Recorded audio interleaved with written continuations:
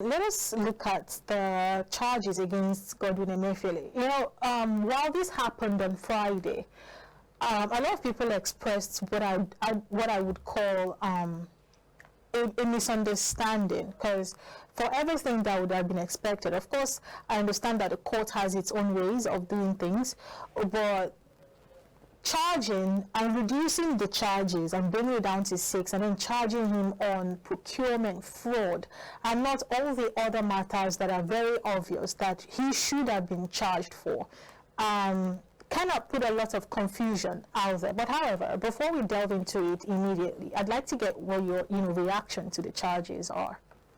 I think it behooves on any individual who is privileged to occupy any position in Nigeria to render stewardship if the need arise. However, I think if you look at all the drama that have surrounded the prosecution of Emefiele, it looks as if it looks as a case of giving a dog a bad name in order to hang it. That notwithstanding, it doesn't matter anybody's opinion. If there's any allegation of corruption against anybody, I think it should be addressed. In the manner that you just mentioned, because I think you finally nailed it, what I was trying to say earlier, giving a dog a bad name to hang it, because we have the issue of the new Naira notes and plunging Nigeria into serious financial challenges earlier this year, and a long list of others. I mean, vying for office while still in office. These are things that people had expected that he would be charged for, but none of that came up. It was all, shrouded under the umbrella of procurement fraud. And what is the details of this procurement fraud? A lot of people still don't know. Matter of fact, it is not made public. You don't think that the public deserves to know what this procurement fraud entails? What are the details of what he is being charged for?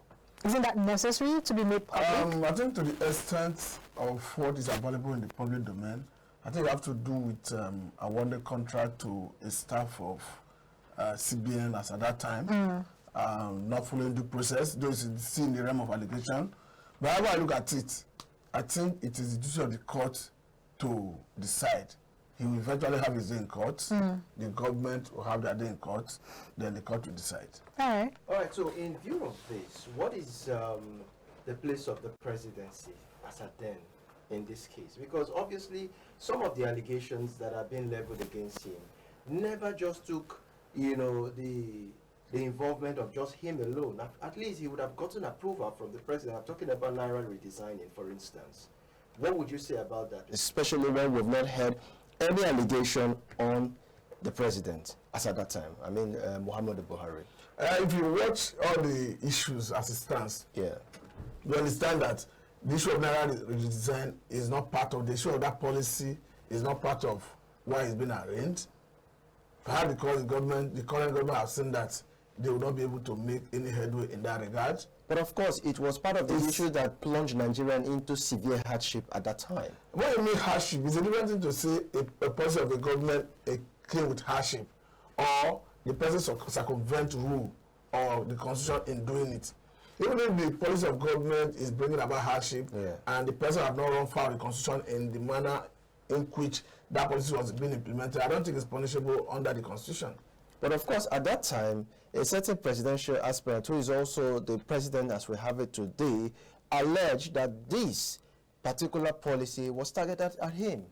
The allegation was widely publicized. There is no argument about that. And that perhaps explains the reason even Emefiele himself is facing the travail in the hand of this current government. So this could be termed as a witch hunt. It may be a witch hunt, but even if it's a witch hunt, that is the reason they may be looking for areas where they feel he may have committed maybe financial malfeasance in the course of his responsibility as the CBN governor. You understand that initially the charge borders on 6.something billion. And I think they have reduced to about 1.something billion. So I think what they are looking for is to ensure that they get areas where he actually committed crime. Could that be a plea bargain in this case? No, plea bargain is a different thing. You who is under prosecution will come up with idea that you want to negotiate. I don't think the government have not told us that, though there was speculation before now that there is a consideration for plea bargain, but I don't think that is on the table now, because actually it is the person who is being prosecuted that go for option of plea bargain.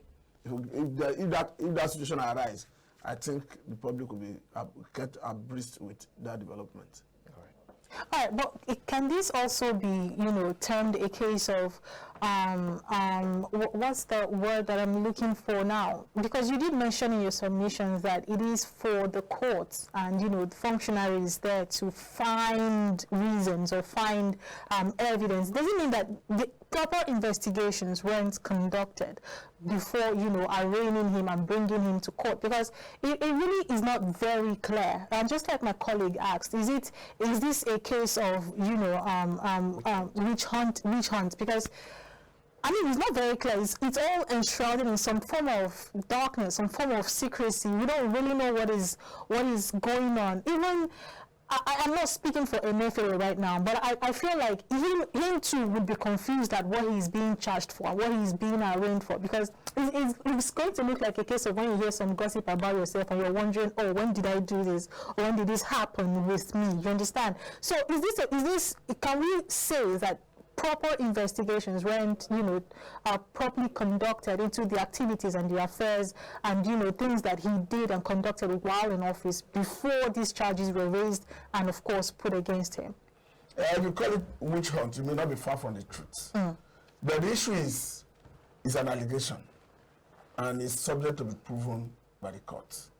Don't forget that this is not the first allegation. At the first instance, he was even arraigned on the basis of possessing illegal arms, firearms, and at the point, federal government discontinued the case and it was struck out. Don't forget that it was even the DSS that arrested him in the first place. He was in the custody of DSS for a couple of days, if not up to 100 days. He was eventually released before the Economic and Financial Crimes Commission took him into custody. We understand that a judge even granted him bail before he was formally arraigned, and he had been remanded in Kuje prison. So in all of this, if you say it's witch hunt, I think that may be correct. But that notwithstanding, even if it's witch hunt and there's allegation of corruption, it behoves on the individual to clear his name. Because you may call it even selective prosecution, selective anti-corruption fight, which is not healthy for our democracy in itself.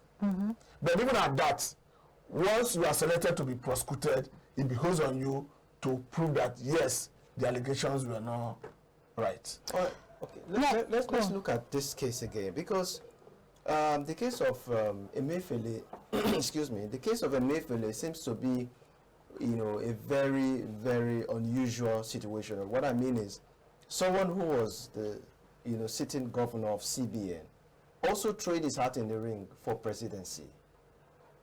I've never seen, if there is, please, can you cite one of a situation where even the former governor, let's say Soludo now, who was former governor of CBN, never did that. Where is it in the law that permits someone of that nature? Constitutional provision that bars a sitting CBN governor from contesting in that regard. The president was also aware of this. So he was not unaware, I know. Good. So in the court of law, silence can be deemed or sense to be consent in this case. No, I think two things are important here. You should be looking at, was it morally right or was it legally right? Even if you say it was not morally right, but I don't think there's any constitutional provision that deterred or compared the sitting CBN governor from contesting. If there is, I don't think the National Assembly will currently be looking at making a law to restrain the CBN governor from contesting. All right, quickly, let's move away a bit from the CBN governor. Let us bring it down to elections, governorship elections. Since, let me say, towards the end of last week, over the weekend, and even this morning, it's been trending. And we even saw it this morning during our newspaper review. I'm going to take this up from the Blueprint newspaper. It says, after Zamfara and Kano verdict, appeal court sacks Plateau governor, and Mutfwang heads to Supreme Court, says judgment temporary setback. and of course jubilation in the APC camp. That's how the Blueprint reported it. All the other newspapers did report it this morning. Some schools of thought have come up with, their own opinions about the whole upturning of elections and election results. As it happened in Zamfara and Kano, some are saying it is purely political. Maybe the party in position, the ruling party, is of course doing their thing and trying to put together a team that they can work with both at the state level and the national level. Others, schools of thought, have said it is purely the law taking its course, doing what it's supposed to. And these divergent opinions has continued to trend on the media, both social and mainstream media. But how do you react to these upturning of elections? I don't think it's the law, because if you look at the position of the Court of Appeal regarding this Plateau issue, I think it's at variant with the decision of Supreme Court, particularly the issue of when APC challenged the candidacy of Obi as validly nominated by Labour Party. The Supreme Court held that it is only the party that determines who is their candidate. So in the same vein, I don't think the Court of Appeal was right in arriving at the conclusion that the governorship candidate of PDP was not a member of PDP as at the time he contested. Because if you look at the decision of the Supreme Court, it is not the business of any other political party to determine who is your candidate. And in the process of submitting the name of a candidate in that governorship, there is a provision that allows you, that enables you to enter even the membership card of the candidate himself.